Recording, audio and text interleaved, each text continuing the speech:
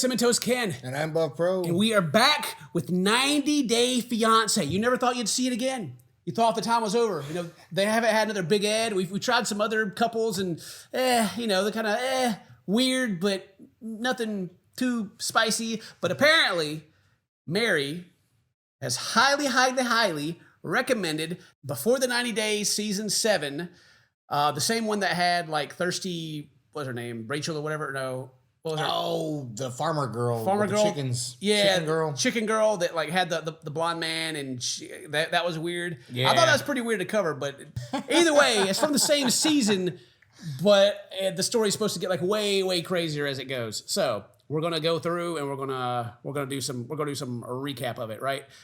Usually the way we do this is we'll like experience it with you. We'll watch the whole thing, but there's been a lot of problems with copyright and stuff here lately. So we're going to change the format just a little bit. It's still going to be mostly the same, but just a little less of us just sitting here watching it and then laughing, you know, because some people hate it when we pause it constantly to talk. Oh, that's true. Yeah. Yeah, they do hate. But why don't you just let the whole thing play? And I'm like, because I don't want to get my whole face suit off, all right?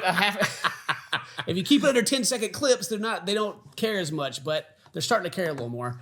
Like the Gypsy Rose one was a pretty bad one. They really came after that one. Yeah. They blocked it everywhere. It was just blocked. I don't think they like us very much. So we start out at the drag club, right? And you see this man right here on the stage picking up all the dollar bills. That's not someone robbing the place. He's not about to get put in jail. He's just a pimp. That's Loren. So Loren is a drag queen assistant. He says the perfect job for him. That is the job. Getting out there and collecting them dollar bills and giving people drinks, helping with wardrobe, doing all that stuff, attending to pretty much whatever they need during their performances. They interview three of the queens, and they talk about how like Loren is the glue that holds the club together, right? And then they talk about his face.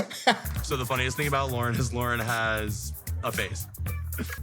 What's that stern look, boy? I wouldn't cross that man in a. Look how serious he is. Woo! But the thing about Loren, he loves the job because he's able to make someone else happy, and that most of his life he couldn't please anyone. Which I guess is why he's here on 90 Day Fiance, because what better place to not actually please anyone than this show? Nice.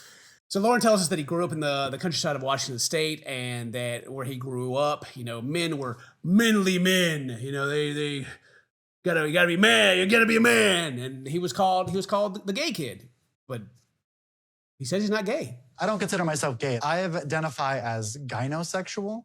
It means that I find femininity attractive, not necessarily gender. I think it would fit in really well with the Mormon group. What was that show called? My Husband's Not Gay. Yeah. Yes. Get him in there. He do Get him in great. there. So we're getting to know Loren a little bit more, and now we're going to get to know what his preferences are, like what he wants in a partnership. My preference is to date a trans woman with a penis, because a penis is much more fun to play with as long as it's female. It's a female penis, not a male penis. Starting to feel like Mary set us up here, Dane. I don't know what we could actually say here. I'm not trying to get canceled or nothing, no, so I'm just... Is Mary mad at you? She might be after this video, I don't know. It's fine, it's out of my wheelhouse. I don't really understand, but I'm down. Let's keep going. I mean, there's a big disconnect anyway, because obviously this man is like in a completely, like, working at the drag show and everything is a completely different world from, you know, your typical straight dudes, right? Right. For sure. So I just got to be like, cool. Because whatever I say out of it at this point is obviously going to be speaking out of ignorance. So I'm just going to chill. The female penis normally like and smells a little bit different because of usually hormones or like the way that they like take care of it. And so the energy of it is different. Dr. Squatch, bro. The Squatch don't let you down, bro. Like, what you mean? He's a doctor. Dude, they just stink. Guys are smelly. I get it. I understand. Dang. Now, the girl that's with him is his friend Esther, and she makes a comment that you've never bought me anything. And then we learn that they have known each other for 7 years, and they used to be boyfriend and girlfriend, but it didn't work out, but they still hang out. when the cameras are around, maybe. I don't know, maybe all the time. Yeah. Yeah. So Loren tells the producers that around age 7 or 8, he knew that trans woman was what he wanted in his life. But his family was not okay with that at all. And so he had to do what anyone else would have to do in that situation and pretend to like... cis girls. I almost messed up. I almost said normal girls, regular girls. Ken, has your internet training taught you nothing? But anyway, he tried it out and it just wasn't fulfilling. So wasn't it? So obviously he's struggling with dating, but he downloads 2 Filipino apps and boy, finds love quickly. And falls in love quickly. A few months ago, I decided to try to find love overseas. So I downloaded 2 Filipino dating apps, and almost instantly I connected with Faith. I knew it was going to be the Philippines, Dane. I knew it. Rose. There's all the memes, man. You know, the Philippines, you're like, wow, it's the most beautiful one I've ever met. And later on, you're like, oh my gosh, maybe I'm gay. Which I'm going to point out that just before the Faith reveal that he had another relationship and everything was so good and so great. What happened to that one? Right. It just vanished. Fell through somewhere. Suspicious. So he meets Faith and they basically start talking. And Faith is 30 years old, lives in Manila. Thank you. They haven't met in person, but like they text all the time, and describes her as pretty much being perfect in every way. Now he says in the Philippines, Faith is known as a ladyboy, and it's used primarily to describe a transgendered woman. See, I was wondering. I'm glad he said it because I was like the ladyboy thing. I was like, I don't know if that's offensive for me to say. Have you never heard of it? No. Yeah. Well, see, I had, but I was like, I didn't want to be like a ladyboy, and then they'd be like, kid. How could you? And I'd be like, crap. I gotta make an apology at the beginning of the next video. Jeez. Within the first day of chatting, we reached the point of I love you. Day 1. Move fast. Day 1. Oh. I love you right out the gate. Now, hopefully, they're not going to show up on an episode of Catfished because Scamfish. Yeah. 2 dating apps and I love you later. All of a sudden, he's sending hundreds of thousands of dollars. Wow. Day 1 though. That's pretty quick. Yeah, well, the previous relationship, it was day 1 smashing, you know? So That's true. you gotta get in there. But we learned something very important about him here. Something very, very important. But there is some things about me that Faith doesn't know. Like the fact that I'm broke. Okay, so the fact that he's broke, he'll spend his entire savings. The lady who's with him is his ex-girlfriend, and she's taking him out to buy him some stuff, I guess. And For the new girlfriend. right, yeah. And if one thing I know about 90 Day Fiance, one thing that happens kind of often is the person that's coming from overseas is like, you're American, you're supposed to be wealthy. You have money. And little do they know that we're all broke. We're not broke. Hit it with the rich guy laugh. All right, so he works the drag show, he works in retail in the back room, like I guess like folding clothes and stuff like that, and then also at a gift shop. And these jobs they're all minimum wage, so he can barely afford to pay his rent, much less have someone move in and then like sponsor them and take care of them at the same time. My ideal scenario would be I go to the Philippines, find a way to live with Faith. So since you can't live in America, the plan might be just to go to the Philippines and stay. I bet he's buying a one-way ticket too. They are cheaper. He's not coming back. So Loren believes that moving to the Philippines is like the answer. Like his financial burdens will be less if he can figure out how to make money there, which I don't know how he's going to since he only speaks English, but you know, maybe. And he could stay there and take care of Faith. And he hasn't had this conversation with Faith as of yet. Doesn't know how she'll react or if she wants to come to America. So obviously, what could go wrong in this relationship already? What could go wrong? And if everything goes well, I'll be there forever. So we change scenes, and Loren tells the producers that he's currently couch surfing until he moves to the Philippines. Like he's already planning to move to the Philippines, which obviously he's going to go there on a visitation visa. So I guess he'll just figure that out when he gets there. But he can't. He doesn't even have a place in America right now. Apparently, where I wake up ranges from my best friend's house, one of my ex's house, maybe a new friend's house. And his plan again is to find a job in the Philippines. Faith already has a job, but he's going to get a job, even though this is his first time even leaving America, apparently. Which is like, I don't know, like it's going to be the same thing as like Rain and Chidi, that's who they were. She goes over there and she's oh my gosh, your mattress is on the floor? It's like, Jesus, yes. Right. You forget the things you have. Right now in this pot, it's shrimp, sweet chili sauce, soy sauce. We got garlic. I'm practicing my cooking of Filipino food. Where's he at? The bathroom cooking. There's a TikTok channel that does the same thing, but it comes out like it doesn't. Oh gosh, the water's not even boiling. It's just like that's just like warm. Yeah, it's weird. Oh, jeez. Let's be real. Cooking sucks. Even the best chefs in the world seem to hate it. You think Gordon Ramsay comes home after a 12-hour day of yelling at people and just happily starts whipping up something for himself? No way. He's probably standing in front of the fridge, just like the rest of us, wondering if mustard or a tortilla counts as dinner. No. He's got a point. In fact, I personally challenged Gordon Ramsay to cook a meal faster than I can heat up a Factor meal. Seriously, Gordon, you and me right now, buddy. Right now. You make a grilled cheese, and I'll heat up a Factor meal. The first one done wins. And I guarantee you mine will taste better. Ha, ha, ha. Joke's on you, Gordon. You lose. My meal is already done. That's because Factor meals are fresh and never frozen. Chef-crafted and ready in just 2 minutes, which is probably less time than it takes Gordon to find 2 slices of bread to call someone an idiot sandwich. Oh, got him. Got him. But Ken, does it actually taste good? Buddy, these are restaurant quality meals made fresh by actual gourmet chefs. They have over 35 options a week. Keto, Calorie Smart, Protein Plus, Vegan and Veggie. And now they even have snacks and smoothies and breakfasts. Oh yeah, that's actually good. And it didn't require me to destroy my kitchen or spend half my evening doing dishes. Take that overpriced takeout. So if you want to eat like a gourmet chef without becoming one, head to factor75.com or click the link below and use the code 50CTK to get 50% off your first box plus free shipping. Don't look doing that.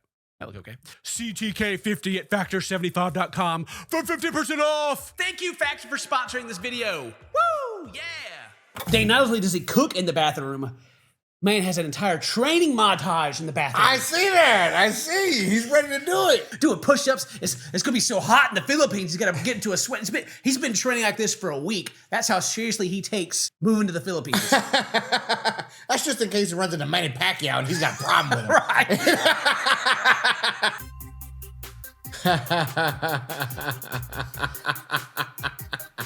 The thing that like bugs me about the whole storyline so far is like he feels like going to the Philippines to meet this person he's never actually met in person before is like the answer to everything. Yeah. Dude's out here couch surfing, got nowhere to be, like he's broke, got no, he's going nowhere. So he's like, Philippines. He's just going to spring himself up on this other person out of nowhere. You thought boom, burden, here you go. Yeah. You thought you were meeting an American to come to America? Ha! Gotcha. I'm trying to escape. And I'm broke. So support me. So here Loren is with his boss and some of the other drag queens, and he's helping them prepare costumes before he leaves. He's like, I got you guys, you know. Loren calls Faith, and they call each other darling and my love, and they're so sweet to each other. And then he asks Faith a question. Are we still sleeping in separate rooms when I get there at the hotel? Now, Faith is visibly uncomfortable, you know, at the question. Are you gonna sneak into my room? And it's like, say that, well, we're just getting to know each other for the first time, you know? Like, we're dating, you know, come over and, you know, chill out a little bit, and wants to take it slowly. He responds, I went all the way to the Philippines to be alone. Is that what you're saying? this is the first time we see that Loren may not have much respect for Faith's boundaries. This is going to be good. I'm a super sexual person, and I've sent Faith a few sexy-ish photos here and there. But other than that, we really haven't talked about sex. He says he's aware that Faith wants to take things slowly, and that's fine. It wants her to feel confident that this is about love. It's about love. I want her to feel confident this is about love. Guys, you want to meet Faith? I like how after he says that, he kind of goes, like has a little head tilt and they have to cut away. Yeah. It's about love. Kinda. Sorta. But he brings the phones to the drag queens and introduces them to Faith. And one of them just like calls him straight out and is like, yeah, he was talking to a lot of girls and just chose you.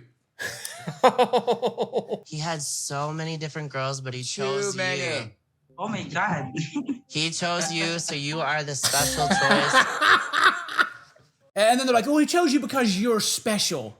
You're special. Oh, yeah, you're the one. Yeah. You know, they'll be a wonderful fit together. It's like, oh my God. Really? Goodness gracious. So at the end of the call, Loren says that Faith gets jealous whenever, you know, other girls are brought up. And they ask if they're exclusive with each other. And then they said that we haven't really talked about it. We don't talk about it. And then he goes on to tell the producers. Me and Faith aren't necessarily exclusive right now. I don't think she's seeing anybody else, but I am. I've been hinting at me sleeping with other people. This guy's definitely in true love right now. You know what I mean? Like, And so as you're watching this, you may be kind of feeling what we're feeling. It's like, oh, there's maybe something a little deeper going on. There's something that has not been revealed yet. Yes. And so they ask Loren if Faith thinks that it's a monogamous, if it's like just them relationship, right? It's just them. Like the exclusive question right now has been talked about. I don't necessarily want us to be an exclusive couple even after I go to the Philippines, because I don't really believe in monogamy. Let me read the quote. Because he doesn't believe in monogamy because sex with others is just for fun and sex with your partner is forever and for love. oh. Right. So either he's a swinger or potentially just using Faith just to like escape his issues in the America and then, you know, just kind of play the scene over there. God. Yikes. But either way, it's just for fun versus your partner who is forever and for love. I think this dude actually knows what a relationship is. I don't think he does. Yeah, just doesn't understand the concept or doesn't care. One of the two. I'm leaning more towards doesn't care. That's got to be it. Yeah. It's just the way that everything, like the body, like everything about it, it's just like, yeah, I just want to smash, you know? what I really love about Faith is just the way she looks. And that maybe she'll support me while I go bang everybody else. Yeah. Well, I Okay. can bang everyone else in Manila. All right. Right. And then he says this. If her way is monogamy, are you going to be okay with that? I mean, I'm gonna have to accept it or try and push her into not. Yeah.